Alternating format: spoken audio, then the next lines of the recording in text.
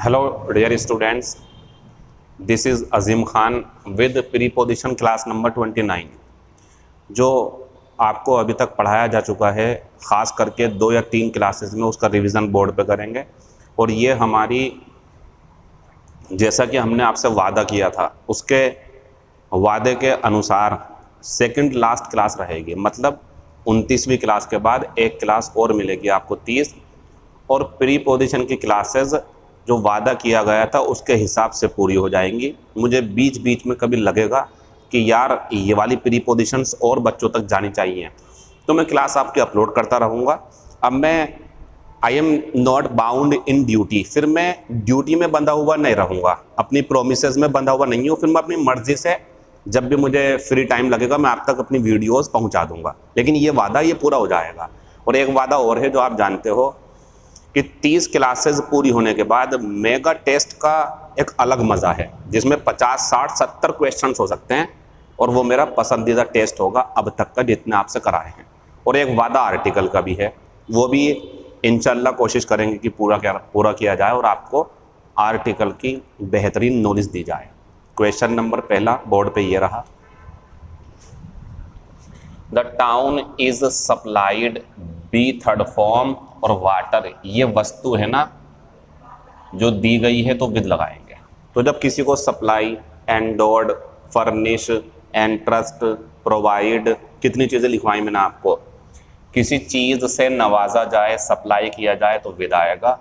किसके द्वारा? नगर पालिका के द्वारा, भगवान के द्वारा, सरकार के द्वारा। तो यहाँ बाई पैसिव वॉइस में है ये, तो वो भी एक चीज़ है आपके लिए। मेन तो हमारा आंसर ये रहा। तो ये ऑप्शंस हैं, इनका आंसर ये रहेगा। The kitchen was infested with ants, जो चींटियां हैं उससे भरा हुआ था किचन।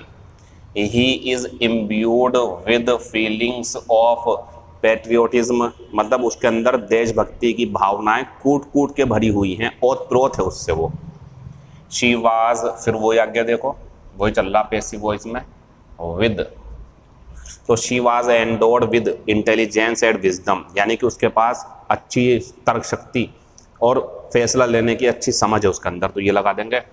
ही एब्सटेंड फ्रॉम, उसने बोलने से रोका मीटिंग में, मतलब वो अपने आप को बोलने से रोक गया, बोला नहीं वो कुछ भी।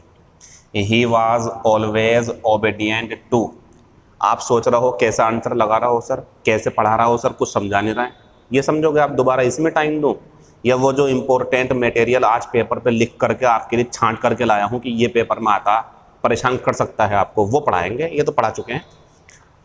Many people keep aloof from, he alighted from a plane, वह प्लेन से उतरा। अच्छा इसी को दोबारा देखना जरा, इसी को, ही अलाइटेड फ्रॉम ए प्लेन, और अगर मैं ये कर दूं ही अलाइटेड द रूफ और ए प्लेन, तो अब फर्क हो गया। यहाँ तो वो आएगा फ्रॉम, वे एक जहाज से उतरा छत पर। तो कभी आपको ऐसा लगे कि कोई चिड़िया वगैरह, ध्यान से समझना, कोई चिड़िया वगैरह पेड़ पे आके बैठ गई या छत पर आकर बैठ गई, तो जहाँ पर आकर के वो बैठी है उसके लिए पर है, अगर तो ऑन लगाना वहाँ पे, तो छत पे आके बैठ गई इस टाइप से, क्योंकि इसका मतलब उतरना होता है, तो उतर कहीं पर भी सकती है और कहीं से भी सकती है। तो वाहन से उतरेंगे तो फ्रॉम, और जहाँ उतरेंगे वो जगह है तो ऑन आएगा, इसका ध्यान रखना, ठीक है। I have no objection to your request, मुझे तुम्हारी विनती से कोई प्रॉब्लम नहीं है। There must be no deviation from, सब लिखवा चुका हूँ आपको, ये विचलन होता, यानी कि जो नॉर्मल प्रोसीजर है, नॉर्मल तरीका है, उससे नहीं हटना चाहिए। The room was furnished with, note कर लेंगे सबको इसे, आपका आंसर जो है वो आपके पास है। अब हम कुछ नहीं कहते आपसे कि आप कमेंट करें, आप लाइक करें, आप शेयर करें। जिन्हें लगता है कि हाँ सर मेरे काम की चीज़ें, वो कुछ भी कमेंट, कुछ भी लाइक या शेयर कर सकते हैं, लेकिन अब हमने रोक दिया। क्यों? मैं आपको एक बात बताता हूँ, ध्यान से सुनो, पढ़ाई भी ज़रूरी होती है, ये ध्यान से सुनो जो मैं बता रहा हूँ, बिल्कुल मेरे सामने नज़र रखो और समझो बात को कि मैं कहना क्या चाह रहा हूँ। देखो बच्चों, आपका दिल करता होगा कि कोई टीचर, कोई मेंटर, कोई मोटिवेशनल स्पीकर या अजीम सर या आपके दूसरे सर आपको एक ऐसी बात बताएं, थोड़ा आपको टाइम दें कि आप सफलता हासिल कर लो, सफलता हासिल करने वाली बातें बताएं, वो रास्ता दिखाएं। करता होगा ना दिल आपका, आप सोच भी रहोगे हाँ सर जल्दी से बताओ। मेरे पास फ़ोन कॉल्स भी आती हैं, कितनी कॉल्स आती हैं कि सर प्लीज़ मैं बहुत परेशान हूँ, लड़के लड़की, कि सर मैं पढ़ नहीं पा रहा और मैं क्या करूँ, ये सब बातें। लेकिन अब आप सच जानो कि सच है क्या, सफलता एक्चुअल में क्यों कुछ को मिल जाती बाकी सबको नहीं मिल पाती है। एक बात ध्यान रखना, मुझ जैसे अगर 36 अजीम भी कितनी ही मेहनत करके आपको पढ़ा दें और आपको लगता है कि अब हम कामयाब हो जाएंगे, तो गलत फहमी में हो आप। या मैं ये सोच लूँ कि मैं खूब मेहनत कर लूँ तो सारे बच्चे कामयाब हो जाएंगे, तो मैं भी गलत फहमी में हूँ। सच बात यह है कि मुझ जैसे 36 अजीम भी या मुझसे बेहतर और भी टीचर्स कुछ नहीं कर सकते जब तक आप कुछ नहीं करना चाहोगे, जब तक आप सच्चाई को नहीं जानोगे, सच्चाई को नहीं समझोगे। सच्चाई क्या है? सच्चाई ये है, सुबह को आंख खुलते ही आपका काम है, मेरा भी काम है, मैं भी करता हूँ। मुझे भी अपने इस कंपटीशन में जो टीचर्स में आपस में रहता है उसमें नंबर 1 पे रहना है, नंबर 2 पे, नंबर 3 पे, या सबसे आगे रहना है, या मुझे भी सिलेक्शन देने, मेरा भी कंपटीशन है। लेकिन आप अपने लिए सोचो, तो जैसे ही आंख खुले आपकी बस पागल हो जाओ कि यार आज ज़रूर नया सीखना, जो कल था उसे बढ़ाना है, जितनी नॉलेज कल थी उससे ज़्यादा करनी है ज़रूर। और अपने आप को इतना काबिल बना दूंगा कि मैं देखूंगा कौन मुझे वो सफलता हासिल करने से, बल्कि और उससे बेहतर हासिल करने से कौन रोक सकता? कोई नहीं रोकेगा। आप सोच रहे हो सर नसीब भी होता, अल्लाह भगवान ईश्वर ये भी तो कुछ होते हैं, ये उनका साथ देते हैं जो मेहनत करते हैं, बहादुरों का साथ देते हैं ये। तो आप मेहनत करो, बहादुर बनो, और ये अपने दिमाग में बिठा लो कि अजीम सर कुछ नहीं कर सकते। अरे अजीम सर तो आपको भी पढ़ा रहा है, अजीम सर की ये वीडियो तो पता नहीं कौन कौन देख रहा होगा, तो सब कामयाब हो जाएंगे क्या? ना, वो कामयाब होगा जो अपनी फ़िक्र अपने आप करेगा। यार मुझे भाई अजीम सर की क्लास पूरी कर ली, समझ गया, नोट्स बना लिया, अब ज़रा जीके पढ़ लूँ, अब रीजनिंग पढ़ लूँ, अब शॉर्ट हैंड पर हाथ चला लूँ, टाइपिंग कर लूँ, मैथमेटिक्स कर लूँ, यार वाली क्लास रिवाइज कर लूँ, ज़रा 15 दिन होगा पढ़े, भूल गया मैं।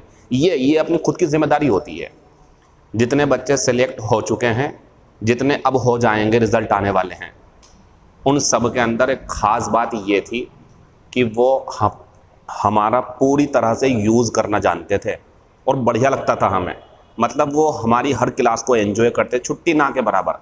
तो आप ये बात ध्यान रखो बच्चों कि टीचर कामयाब करा देगा आपको, तो आप गलत फहमी में हो। अफसोस कि 5 साल, 6 साल, 2 साल, 3 साल पढ़ते रहोगे, बेकार हो जाओगे, आप कामयाब नहीं हो पाओगे। लेकिन अगर आपने ये सोच लिया यार सही कह रहे हैं, पेपर तो मुझे ही देना है, कंप्यूटर की स्क्रीन तो मेरे ही सामने होगी, अजीम सर थोड़ी होंगे वहाँ पर, यार जीके के क्वेश्चन पढ़ा रहे हैं जो भी आपको अच्छे से अच्छा, यार वो थोड़ी होंगे वहाँ पर, करना तो मुझे, ये तो वो कहाँ होगा, वो यहाँ होगा।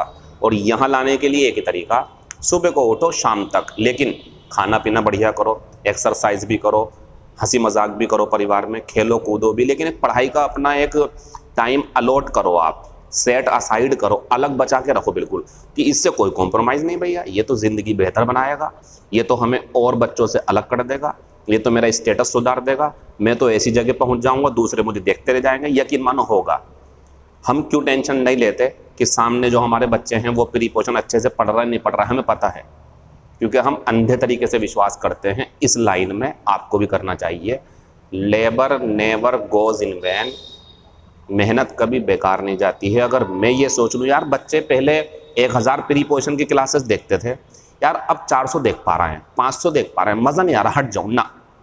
एक बच्चा भी अगर रेगुलर क्लास देख रहा होगा और वो कामयाब होके निकलेगा, क्योंकि वो रोज़ाना क्लास देख रहा, रिवीजन कर रहा, टेस्ट दे रहा है बहुत सारे बच्चे, तो मुझे पता है वो कामयाब होंगे। मेरा मानना है, ये मेरी मेहनत मुझसे कहती है, मेरी ईमानदारी से जो पढ़ा रहा हूँ आपको, फीस ले रहा हूँ क्या कोई मैं, या कमेंट क्या आप मुझे लाखों रुपए मिल रहे हैं क्या?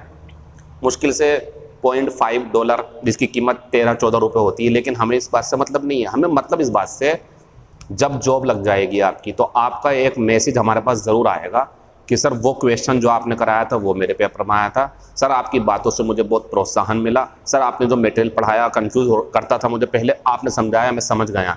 ये हमें बहुत हिम्मत देंगे और हम खुश होंगे और हम फिर कहेंगे कौन सी बात, labour never goes in vain. तो बच्चों, ज़िंदगी में कुछ हासिल करना चाहते हो, कुछ बड़ा बनना चाहते हो, तो अजीम सर की मदद भी टेम्परेरी है, माँ बाप की मदद सबसे ऊपर तो वो भी टेम्परेरी है। चाचा चाची की मदद टेम्परेरी है, दोस्तों की मदद टेम्परेरी है, बस एक मदद जो आप खुद अपने आप को दोगे वो परमानेंट है। और वो कौन देगा आपको? ईश्वर देगा आपको एक गिफ्ट के रूप में। लेकिन कब? जब आप पढ़ोगे अच्छे से। ध्यान रखना, education is the only weapon that can change your life unexpectedly. ये मेरे द्वारा बोले गए वो शब्द हैं जो मैंने खुद एक्सपीरियंस किए हैं।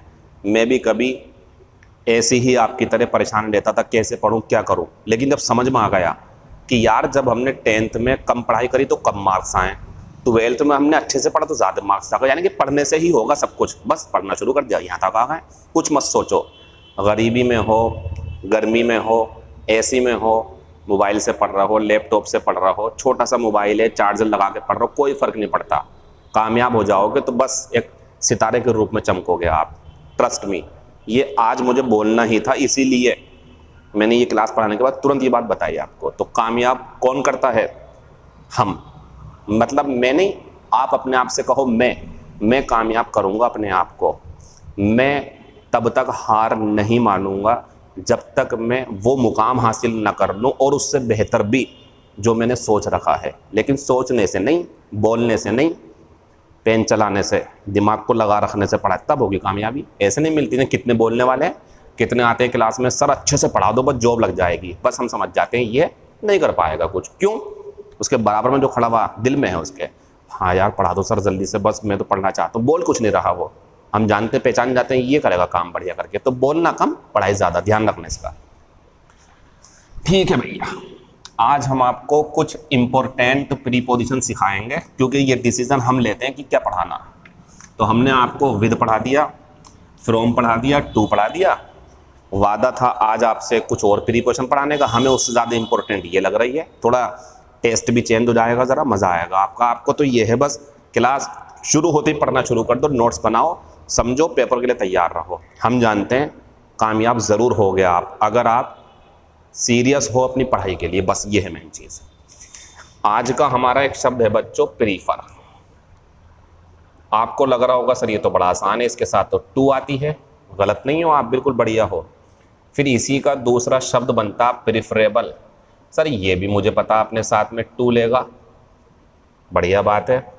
फिर इसी से एक शब्द बनता नाउन प्रेफरेंस।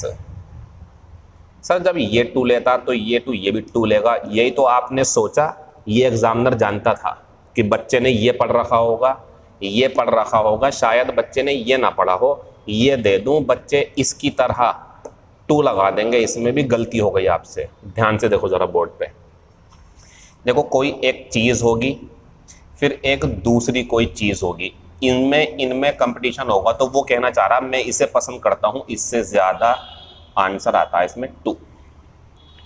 ठीक है, क्या आता है इसमें? टू। और प्रिफरेबल है अगर, तो वो चीज़ यहाँ आ जाएगी और दूसरी चीज़ यहाँ आ जाएगी, प्रीपोजिशन तब भी टू आएगी। बिल्कुल परेशान मत हो, ए और बी को देख करके मैं समझाऊंगा आपको, अभी परेशान मत हो। इसमें कुछ नहीं होगा, इसमें जो है यहाँ कोई व्यक्ति होगा और प्रेफरेंस के बाद में यहाँ कोई एक नाउन होगा, बस एक नाउन। इसके लिए हम लगाएंगे बच्चों फॉर। चेंज हुई या नहीं ये आएगी पेपर में, ये इंपॉर्टेंट मटेरियल है मेरा। एग्जाम्पल देख लो किस तरीके से पेपर में आएगा। तो शी, अच्छा ये चीज़ देखो, ये वर्ब है, ये एडजेक्टिव है, ये नाउन है। तो शी प्रीफर्स, कल मैं पढ़ाने वाला हूँ आपको एक्टिव वॉइस पैसिव वॉइस के चेंज होने से प्रीपोजिशन का बदलना। बहुत इंपॉर्टेंट है, कल की क्लास देखना, आज की भी इंपॉर्टेंट है। तो शी प्रीफर्स कॉफ़ी और ब्लैंक टी, या आई प्रीफर शर्ट और ब्लैंक टी शर्ट। ये दोनों आसान क्वेश्चन है, ये भी आसान है, मतलब पुराने हैं सब आपके लिए, ये नया है ये वाला। Coffee is preferable, coffee is preferable और टी, या कुछ और जैसे माई मदर। आप तो अपने सेंटेंस देखो बस, my mother has preference my mother has preference और ब्लैंक टी। तो देखो बच्चों, शी प्रीफर्स, ये ए हो गया, मतलब ए मतलब कोई ऑब्जेक्ट और ये बी है, क्या आ जाएगा टू। ऐसी ये है ए और बी, क्या आ जाएगा टू। ऐसी ये है ए शुरू में आ गया, बी बाद में पहुंच गया, क्या आ जाएगा टू। तो ये ए बी जो थे ये वैसी नाउन है कोई से, बस सिखा रहा हूँ मैं आपको। तो क्या आ जाएगा इसमें टू, इसमें टू, इसमें टू। कोई परेशानी है आपको? नहीं चाहिए। My mother has preference for, और टू लगाओगे तो फंस जाओगे आप, नोट कर लो इसे, ठीक है। एक चीज़ और देखो आप इसमें, इसे छोड़ दो नीचे वाले को, ठीक है। ये देखो जरा ऊपर वाले। तो बच्चों जब प्रीफर है ना तो ए और बी जो होता है उसके साथ टू आता, लेकिन ध्यान रखना इसमें रेदर देन भी आ सकता, नोट कर लो इसे। यानी कि जहां टू है सही है, ये कोई गलती नहीं है। इसमें अगर मैं ये कर दूं ना रेदर देन, देन में ए है देखना ए, तो ये भी सही है, कोई गलती नहीं है इसमें। लेकिन बस इसमें होता है ये काम प्रीफर में, इसमें टू आता है, इसमें फोर ही आता। यहाँ भी रेदर देन आ जाएगा। तो प्रीफर अगर वर्ब के रूप में है, प्रीफर या प्रीफर से प्रीफर्ड, तो टू या रेदर देन भी लगा सकते हैं। लेकिन एक बात ध्यान रखना, सिर्फ देन हो अगर तो ये नहीं आएगा, या तो टू या पूरा रेदर देन। नोट कर लो इसे, खत्म हो गया।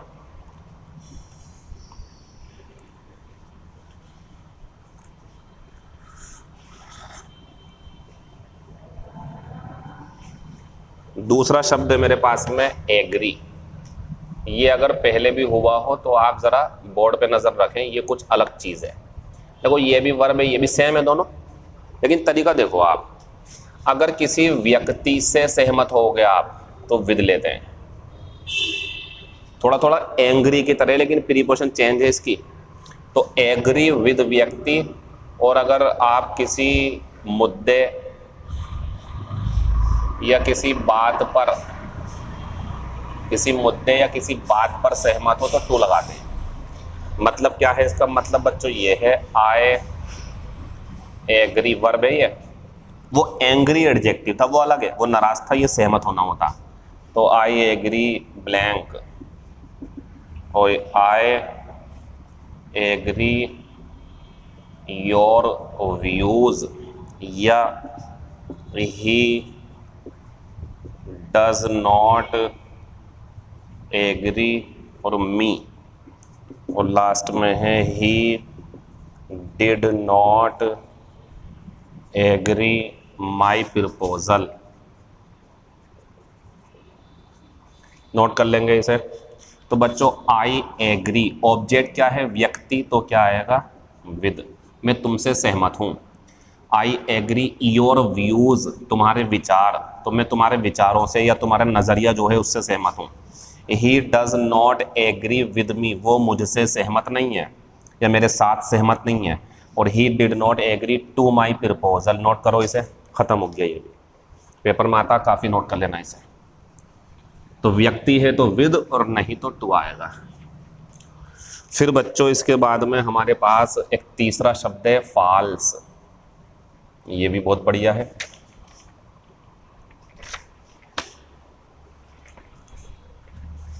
एडजेक्टिव है ये, इसके भी दो केस हैं। तो देखें, फॉल्स अगर ऑब्जेक्ट में हार्ट है, जो हार्ट होता है हमारा दिल, तो पता है यहाँ क्या कहते हैं, वो दिल से झूठा है, वो मतलब बात कुछ करता है, दिल में कुछ और होता है। तो जब किसी व्यक्ति के लिए आपको ऐसा बोलना कि दिल से झूठा है, वो बेईमान है वो, तो बच्चों प्रीपोजिशन आएगी ऑफ, ठीक है, फॉल्स ऑफ हार्ट। लेकिन बच्चों जब किसी व्यक्ति के लिए या जो है व्यक्ति के अलावा जो है इसमें प्रिंसिपल्स हो, सिद्धांत,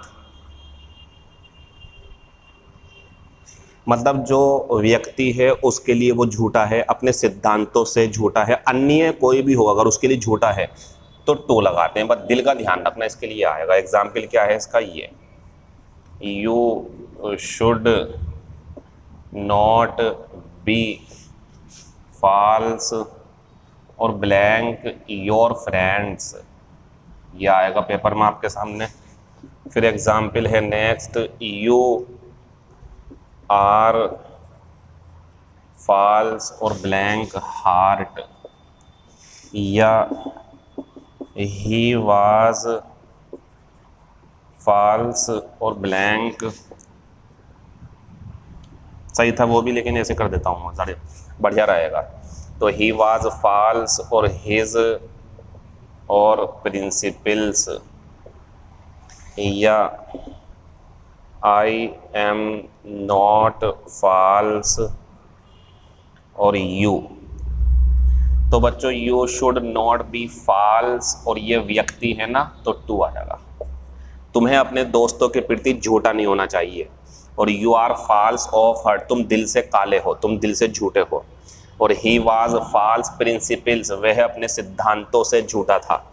आई am not false to you, मैं तुम्हारे लिए झूठा नहीं हूँ। खत्म हो गया, आगे बढ़ते हैं।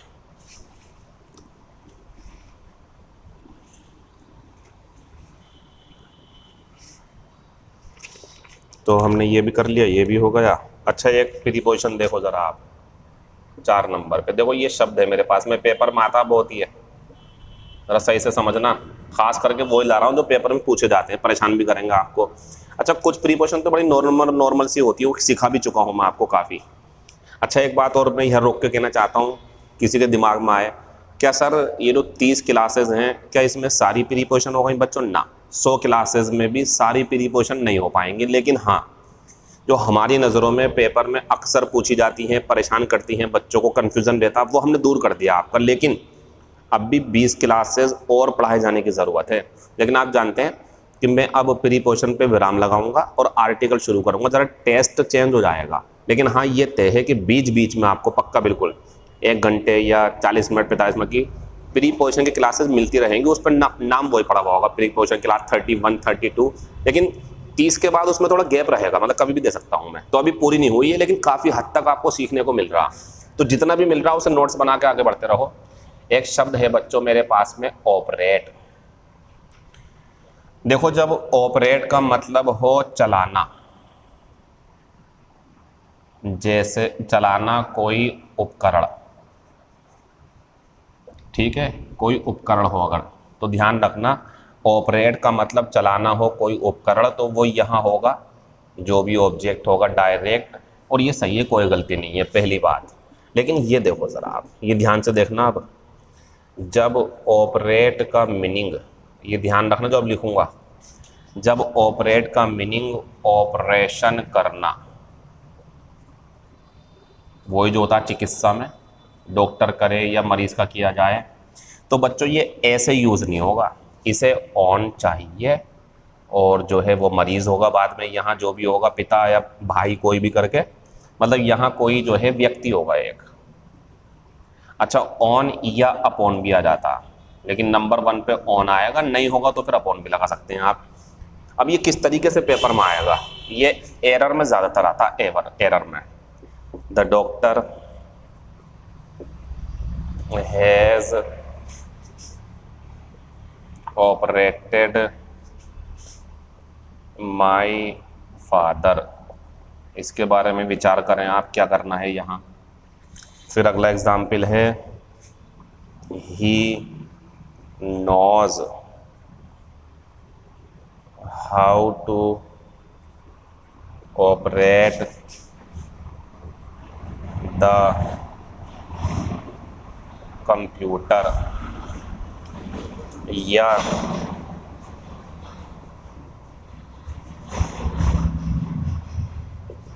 the patient will be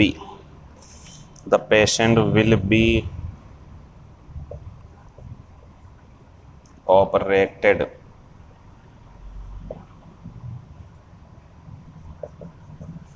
मेरी बात ध्यान से समझना आप, क्योंकि तीसरा वाला बहुत इंपॉर्टेंट है, तीसरा क्वेश्चन बहुत इंपॉर्टेंट है, पहला दूसरा आसान है। अब सुनो, द डॉक्टर सब्जेक्ट हो गया, has helping verb operated my father, doctor मेरे पिता को चलाएगा, मेरे पिताजी कोई मशीन है उपकरण है, या मेरे पिताजी को ऑपरेशन करेगा। ये सेंटेंस गलत था, इसमें आपको यहाँ ऑपरेट के बाद में लगाना पड़ेगा। अब सही हो गया, 1 नंबर मिल गया आपको। ये कोई सोच सकता है कि एकदम से प्रीपोजिशन डालनी पड़ेगी, लेकिन यहाँ लगानी पड़ेगी जब आपको जिस व्यक्ति का ऑपरेशन करना है वो दिया हो। अब ही नोज, वो जानता है, how to operate the computer, no error. ऊपर लिखा हुआ तो है।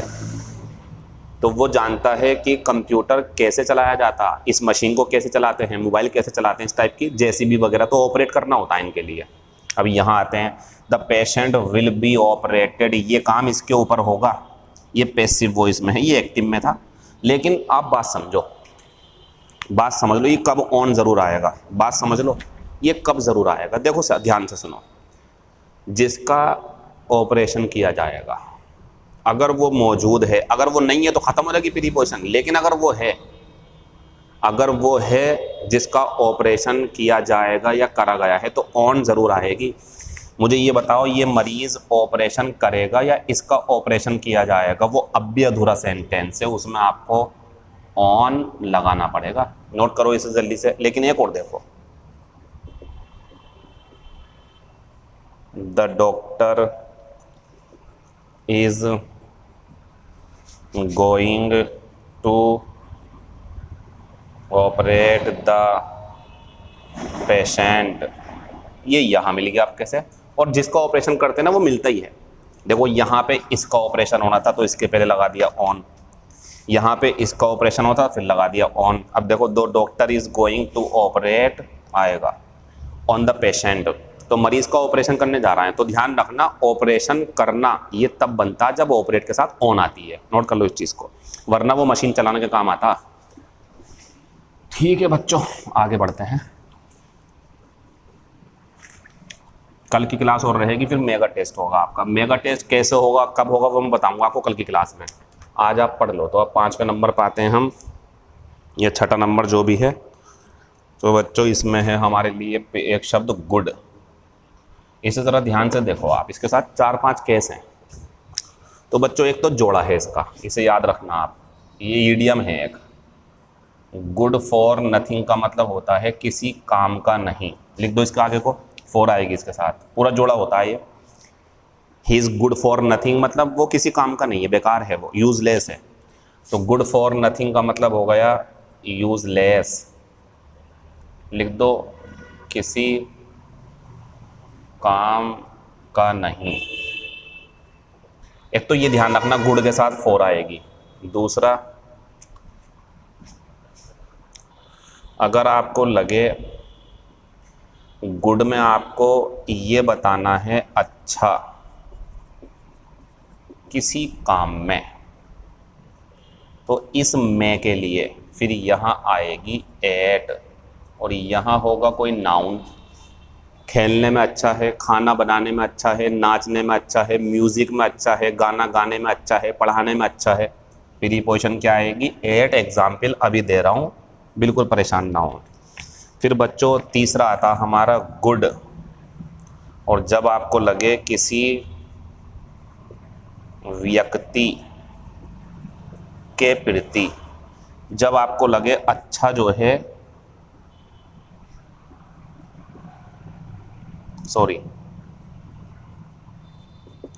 जब आपको लगे किसी व्यक्ति के प्रति अच्छा है तो ध्यान रखना फिर लगाते हैं गुड टू और व्यक्ति। 3 हो गई, वो तो एक जोड़ा है पूरा, उसे याद कर लेना आप। लेकिन ये दोनों समझ लो, गुड एट इस काम में अच्छा होगा तो एट लगाना, मैं के लिए इन मत लगाना, इन नहीं एट आएगी। और जब किसी के प्रति, तो वो तो हम पहले ही बता चुके हैं आपको, जैसे पोलाइट था नहीं, वो पोलाइट, रेस्पेक्टफुल, ओबीडिएंट, तो ये उसी का है, लेकिन अलग करा रहा हूँ मैं इसे। नोट करो इसे। एक और देख लो लास्ट में, बिल्कुल वो अलग है बिल्कुल इससे। इसे भी आप ईडियम समझो और इसे भी। एक होती है बच्चों फॉर गुड, देखो वो अलग है, वो अलग है, वो गुड फॉर नथिंग है। उसमें गुड फॉर नथिंग जोड़ा याद रखना, ये फॉर गुड है। और बच्चों इसका मतलब पता क्या होता है? हमेशा के लिए। एडवर्ब है पूरी एक, ये पूरी एक एडवर्ब है, पूरी एडवर्ब। और इसका जो आंसर होगा कभी आ जाए पेपर में, फॉरएवर। सबके एग्जाम्पल दूंगा, सब समझाऊंगा। जो एक्चुअल में समझने की है वो ये और ये हैं, पेपर में आती रहती हैं, ये बिल्कुल रट लो आप एकदम। For good, good for nothing, ये ऐसी मिलती हैं पेपर में, इनके लिए ईडियम्स पूछी जाती हैं। एग्जाम्पल देखेंगे नेक्स्ट।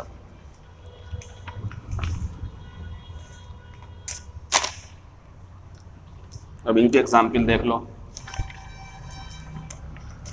नोबडी लाइक्स हिम, कोई उसे पसंद नहीं करता, बिकॉज ही इज गुड और ब्लैंक नथिंग। जोड़ा है पूरा, ये तो आपके दिमाग में होगा। और ही इज गुड और ब्लैंक एवरीवन, एवरीवन का मतलब व्यक्ति होता है हर किसी के लिए। या शी वाज वेरी गुड और मी, या यू मस्ट बी गुड और ब्लैंक स्ट्रेंजर्स, अजनबियों के प्रति। व्यक्ति हैं सब, ये भी व्यक्ति, ये भी व्यक्ति, ये भी व्यक्ति। फिर आते हैं ही विल लीव इंडिया, वह भारत छोड़ देगा और blank good.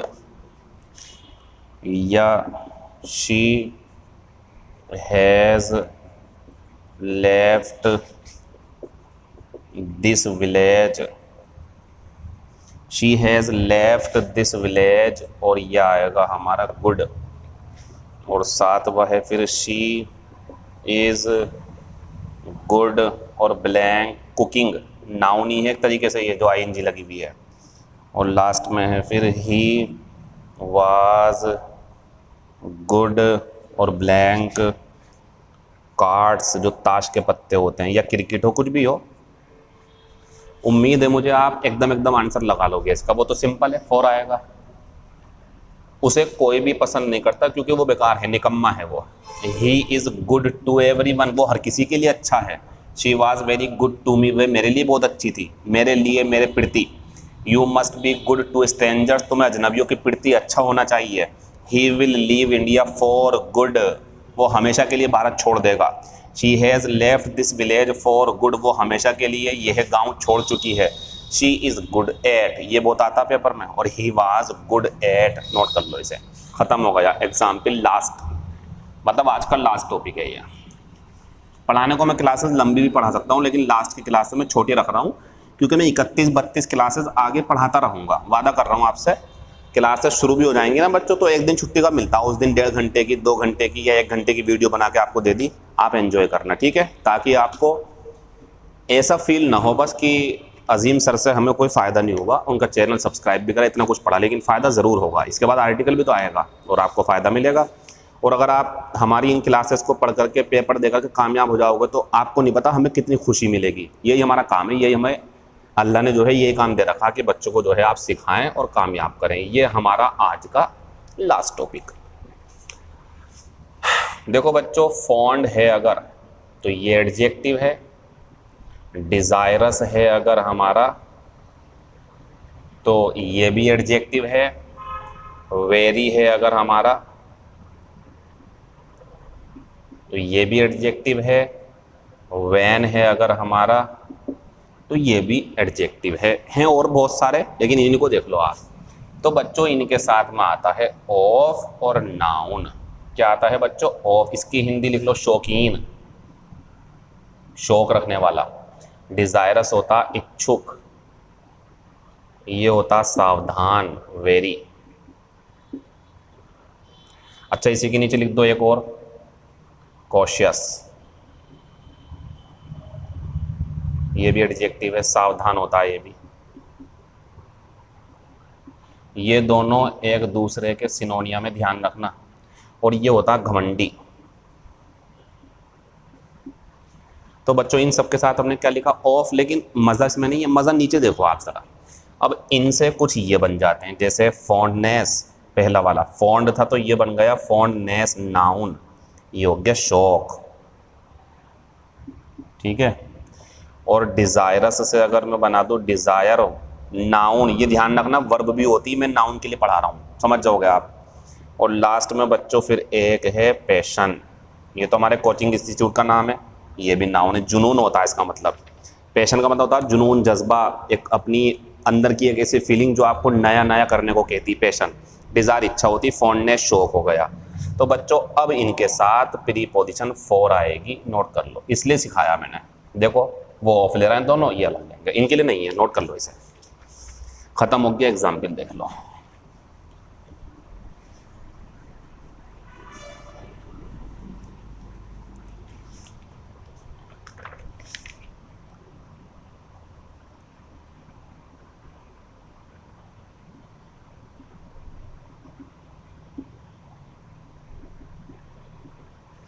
He is desirous. He is desirous going to Delhi. फिर ये है she was fond of music. I have no desire. Noun है, ये ध्यान रखना, नो डिज़ायर। अच्छा ये भी ध्यान रखो, ये नो जो है ना इसके बाद में नाउन होता, और नोट जो होता उसके बाद में मेन वर्ब होती है, ठीक है, नोट कर लो। तो नो के बाद नाउन होता ज़्यादातर। आई हैव नो डिज़ायर और ब्लैंक मनी, ओ है ये। और शी हैज़ फॉन्डनेस और ब्लैंक बुक्स, किताबें, कुछ भी कर दो, कुछ भी हो। या आई हैव पैशन और ब्लैंक टीचिंग, ठीक। You must be very dogs, she is when her beauty, she should be cautious, she should be cautious of her enemy. I don't have any fondness, I am desirous, I don't have any fondness clothes, I am desirous और blank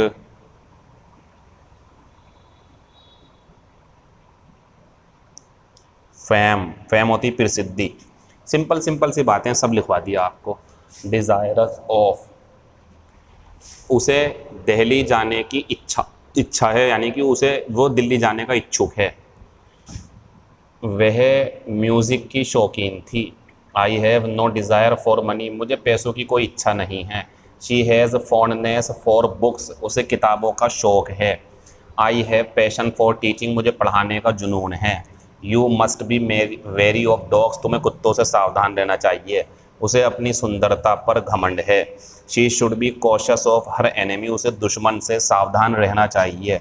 I don't have any fondness for clothes, I am desirous of fam. The class is over. तो बच्चों जो हमने बातें बताई ना आपको, उनमें ऑपरेट ऑन का ज़रा ध्यान रखना, वो आंखों के सामने से निकल जाता, बच्चे पहचान नहीं पाते। बहुत कुछ है पढ़ाने को, इतना है कि मैं जब किताब खोल के देखता हूँ तो कहता हूँ यार बड़ा कुछ है पढ़ाने को, लेकिन हमें पता है ना जितना हमारे पास टाइम होता है उसका सही से इस्तेमाल करना होता है, बाकी टेंशन नहीं लेनी होती है। ऐसे आप करा करो, 24 घंटे हैं, अब 24 घंटे में जितना पढ़ सकते हो थोड़ा एंजॉय भी करो। और एक बात सुबह को उठते ही दिमाग में रखो, रात को सोने से पहले, कि भाई मैं स्टूडेंट हूँ, सफलता हासिल करना मेरा काम है, मुझे दूसरों को पीछे छोड़ना है, तब छोड़ पाऊंगा जब पढ़ूंगा पढ़ूंगा पढ़ूंगा। तो पढ़ते रहो, आगे बढ़ते रहो, कोई परेशानी है तो हमें बताएं। Thank you, all the best, see you in next video.